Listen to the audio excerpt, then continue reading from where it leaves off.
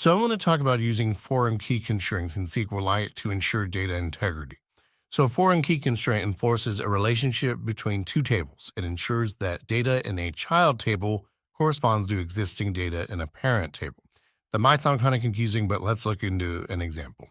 So first, when you connect to your SQLite database, you need to enable foreign key support. And that's what the pragma foreign keys equals on line of code is doing. So now we're going to create our parent table called customers with customer ID as the primary key.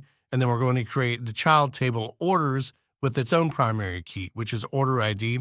And it has a customer ID column that references the customer ID in the customers table, which is also the parent table.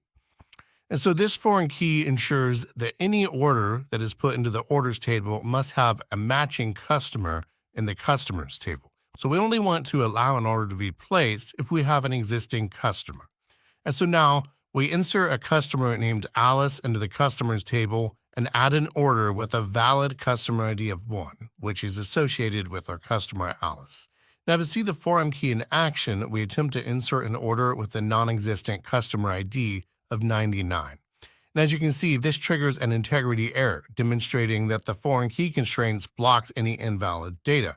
We don't have a customer that is associated with customer ID 99, so we don't want that order to be able to be placed. And so this is how foreign key constraints ensure that your data remains consistent and accurate across related tables. If you found this video helpful, please consider liking and subscribing and leave a comment letting me know what topic I should cover next.